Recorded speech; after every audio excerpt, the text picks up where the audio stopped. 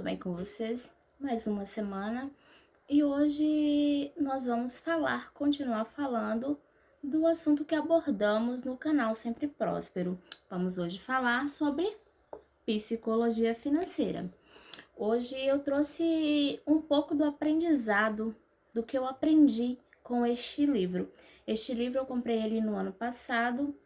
Ele não é de difícil leitura, tem alguns pontos que eu ainda não coloco em prática, como investir em ações, essas coisas assim, porque por enquanto eu só invisto em renda fixa, porém ele tem um conteúdo bastante didático e esclarecedor para nós, porque muitas vezes a gente acha que finanças depende muito do quanto estudamos, do quanto somos sábios naquilo, do quanto sabemos ou não sabemos. Muitas vezes, quando você vai falar de investimento para as pessoas, ela diz: ah, mas eu não estudei isso, eu não estudei aquilo.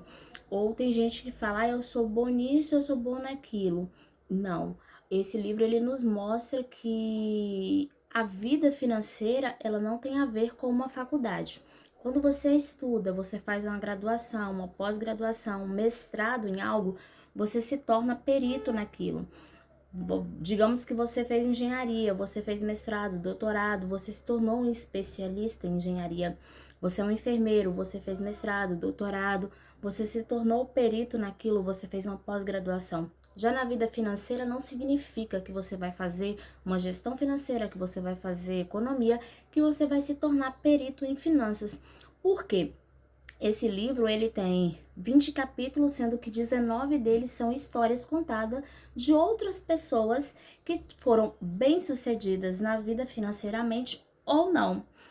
São histórias assim reais, verídicas e que nos traz bastante ensinamento, porque a evolução financeira, o sucesso financeiro, ele é mostrado neste livro de forma bem explícita, que não depende do quanto você é inteligente ou não, não depende do quanto você estudou ou não. Ele não é determinado por isso.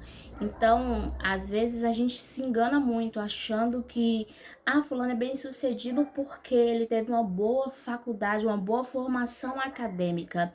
E não é bem assim.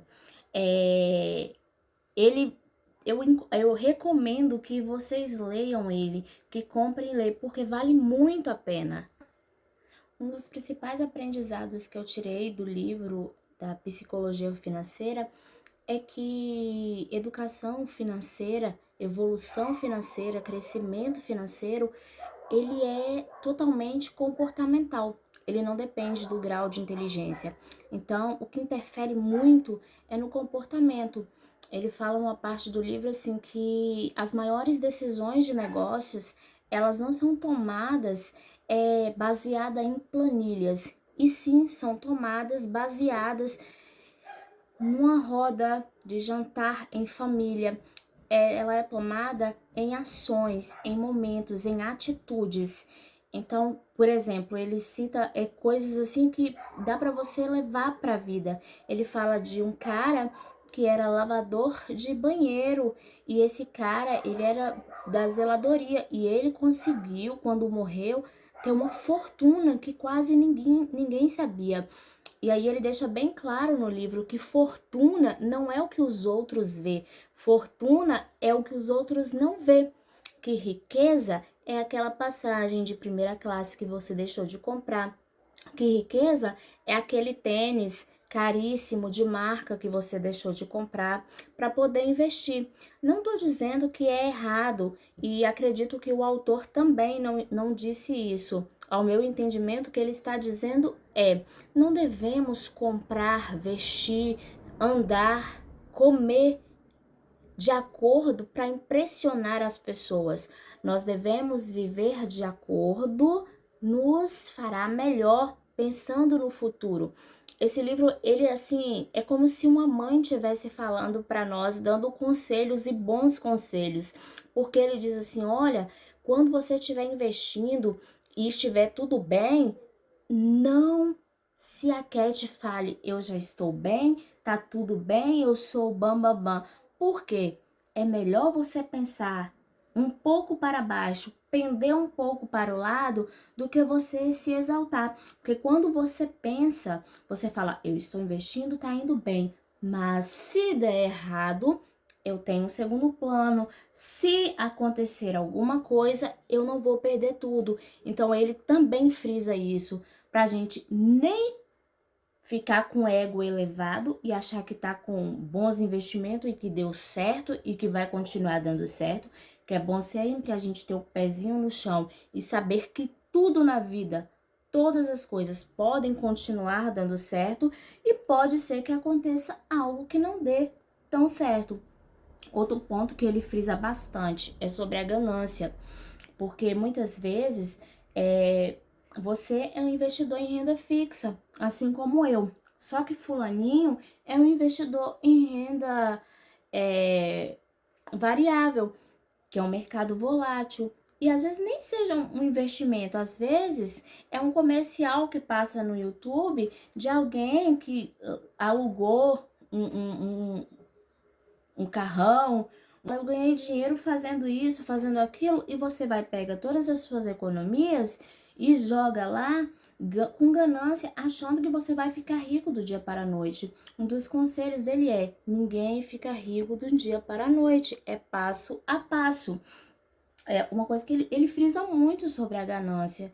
Então, se você é um investidor de renda fixa, não tente, se você renda fixa, não tem que ser arrojado, porque você vai tropeçar nas suas próprias pernas e vai cair. Ele começa falando da crise que aconteceu em 2008 nos Estados Unidos, da bolha financeira. Então, quais dos maiores estudiosos que diria que ia acontecer aquela crise? Não existiu uma previsão como vai chover, uma previsão como vai ter um temporal ou vai ficar alguns dias sem chuva. Não, porque a vida financeira, ela não é feita em cálculos de previsão. Acontece, você tem que ter sempre o pé no chão, você tem que ter sempre o medo, não ter, eu vou ter medo de investir? Não, mas você tem que ter o medo de fazer besteira, de fazer merda e perder tudo que você juntou. Outra coisa que ele fala, frisa no livro, em um dos seus capítulos, é que às vezes a pessoa, você vai dar o conselho óbvio, que para você ganhar, para você juntar dinheiro, você tem que gastar menos. E para você gastar menos, você tem que desejar menos. É óbvio, né? Mas vai dar um conselho para a pessoa. Ela vai falar: fulano tá com inveja de mim, ele não quer que eu evolua, ele não quer me ver bem.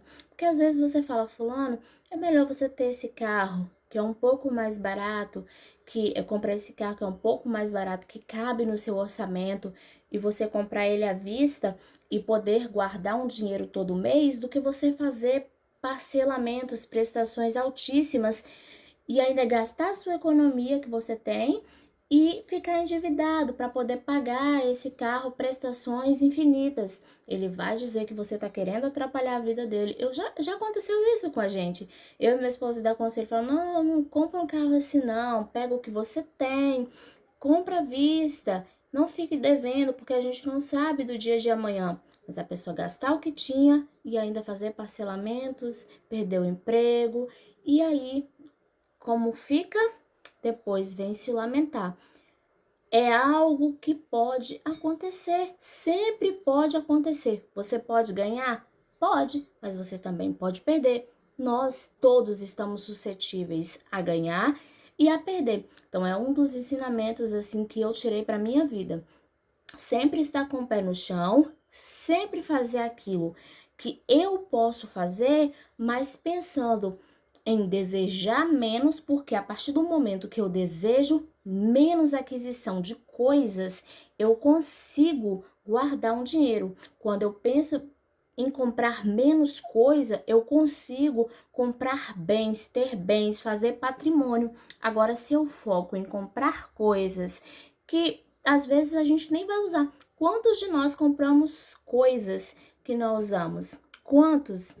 Coisas que vão para o mato, coisas que às vezes é só para o outro ver. é só para satisfazer o ego, então não vale a pena. Quando você deseja menos, você gasta menos.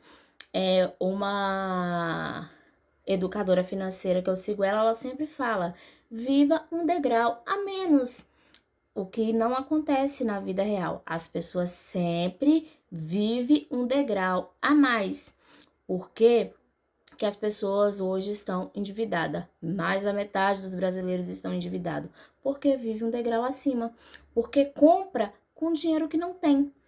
Quando você parcela no cartão, você está comprando com dinheiro que você não tem, com dinheiro que não é seu. E aí, se acontece alguma miséria na sua vida, se você perde o emprego, se você se acidenta, se acontece alguma coisa, como fica? Você não consegue pagar. Aí vem a inadimplência.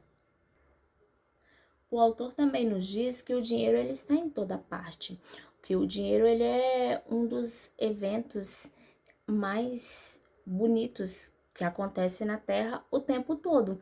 Todo mundo é afetado pelo dinheiro, a falta dele ou ter muito dele.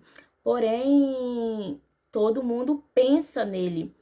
Ele está envolvido em diversos fatores. Ele está envolvido na felicidade, ele está envolvido em aquisições, ele está envolvido na infelicidade, ele está envolvido em diversos fatores da nossa vida.